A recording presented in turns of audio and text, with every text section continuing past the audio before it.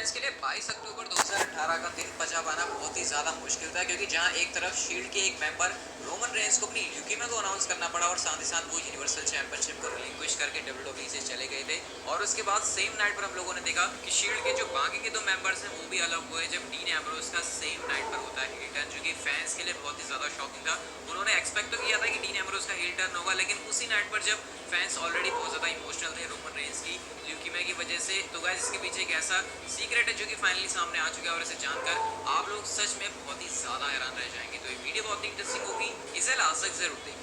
अब देखो, इस बात पर तो कोई भी आर्ग्यू नहीं कर सकता कि पिछले कुछ सालों में अगर हम सबसे सक्सेसफुल फैक्शन की बात करें तो वो शील्ड ही रहा है। मतलब कोई और टीम इनके ज़्यादा पास में नहीं आ पाई, और इसके पीछे का रीज़न हम लोग जानते हैं कि तीनों सुपरस्टार टैलेंटेड तो हैं, लेकिन जिस तरीके से इनको बुक किया गया था वो काफ़ी कमाल का था। हर एक बंदे का अपना अलग फ्लेवर था, अलग कैरेक्टर था। शील्ड में जब ये सुपरस्टार आते थे तो हर किसी के अंदर एक अपना एलिमेंट होता था, जो कि फैंस ने बहुत ज़्यादा पसंद किया था। इनका एक साथ रहना, फिर सेथ रॉलिंस का हील टर्न करना, फिर दोबारा से इनका रियूनियन होना, उसके बाद गाइस जो सारी चीज़ें थी वो काफ़ी अच्छी चली। लेकिन हम लोगों ने देखा कि एक बार फिर से बारी आई शील्ड के ब्रेकअप की, जब रोमन रेंस तो 22 अक्टूबर को ल्यूकीमिया को अनाउंस करके जा चुके थे, लेकिन उसके बाद डीन एम्ब्रोस ने सेथ रॉलिंस के ऊपर कर दिया अटैक, और इस तरीके से एक बार फिर से शील्ड टूट गई। और फैंस इमोशन से पहले से भरे हुए थे कि रोमन रेंस जा चुके हैं, किसी को यकीन नहीं हो रहा था। और उसी नाइट पर जब शील्ड के साथ एक और ऐसी चीज़ हो तो फैंस को वो थोड़ा सा इमोशनल करने वाली थी और सोचने वाली भी थी कि आखिर कैसे डब्ल्यूडब्ल्यूई ने उसी नाइट पर इस चीज़ को बुक किया। काफ़ी सारे लोग डिसअपॉइंट भी थे, वो कह रहे थे कि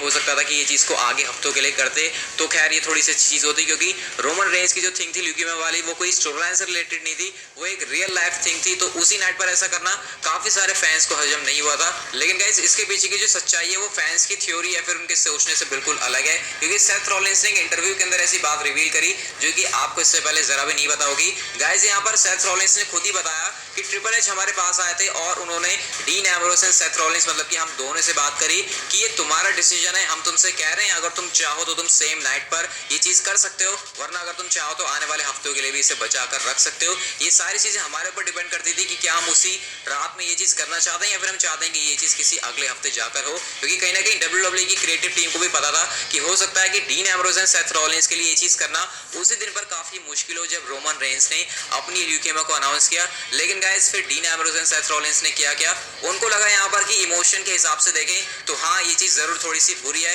लेकिन सेथ रॉलिंस ने ये भी कहा कि हम इस बिजनेस के अंदर हैं, हम स्टोरी टेलर हैं और यही हमारा काम है। रोलर कोस्टर वाली चीजें चलती रहती हैं, उतार चढ़ाव होते हैं इमोशन के हिसाब से भी, लेकिन हमें यही लगा कि उस समय ये चीज करनी परफेक्ट है और इमोशनल रिस्पॉन्स भी इस पर काफी अच्छा आता और हमने यही सेम चीज करी। बाद में जो रिएक्शन भी आया फैंस की तरफ से उससे भी हम लोग काफी ज्यादा खुश थे, क्योंकि जैसा हम चाहते थे वैसे ही हमें चीज मिली, भली वो थोड़ी सी मुश्किल थी बट हमने ये चीज करी और कहीं ना कहीं ये चीज परफेक्ट तरीके से काम भी कर रही है। तो यहाँ पर ये कहना था सेथ रॉलिंस का, मतलब कहाँ एक तरफ डब्ल्यूडब्ल्यूई फैंस सोच रहे थे कि Seth Rollins and dean Ambrose को पुश किया गया है, लेकिन सच में खुद उनका ही डिसीजन था कि सेम नाइट पर वो इस चीज को करेंगे। और गाइस यहाँ पर सेथ रॉलिंस ने एक और चीज के बारे में बात करी, जो कि उन्होंने जॉन मॉक्सली के उन कमेंट्स के बारे में करी जो टॉक इज जेरिको में जाकर जॉन मॉक्सली ने किए थे, जहां पर उन्होंने कहा था कि उनको अच्छा बुक नहीं किया गया, उनके हील टर्न के बाद उनके साथ ये हुआ वो हुआ वगैरह वगैरह। उन्होंने ये भी बातें कही थी कि रोमन रेंस के बारे में उन्हें ऐसी बातें बोलने के लिए भी कहा गया था जो कि टेलीविजन के ऊपर वो कभी भी नहीं बोलना चाहते होंगे। हालांकि सेथ रॉलिंस ने सीधा सीधा मॉक्सली की बातों को बिल्कुल मना भी नहीं किया। उन्होंने यहाँ पर ये कहा कि मॉक्सली के हील टर्न के बाद चीजें और अच्छी हो सकती थी,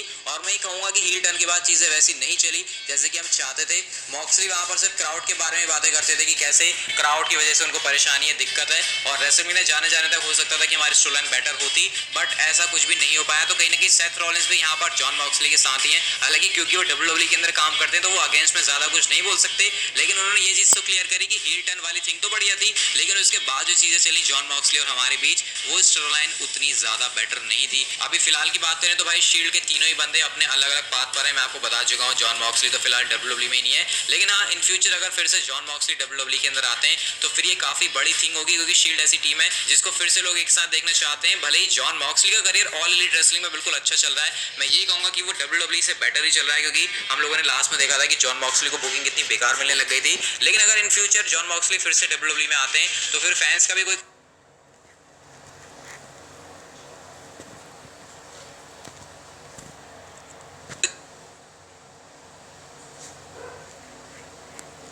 खुशी का ठिकाना नहीं होगा। और क्योंकि अभी तक जो शील्ड की कहानी है वो किसी मूवी से भी कम नहीं है, तो अगर जॉन मॉक्सली फिर से WWE के अंदर आते हैं तो ये सच में WWE के अंदर काफी बड़ी थिंग होगी। अब गाइस आप लोग मुझे कमेंट करके जरूर बताना कि क्या आप लोग फिर से जॉन मॉक्सली को WWE में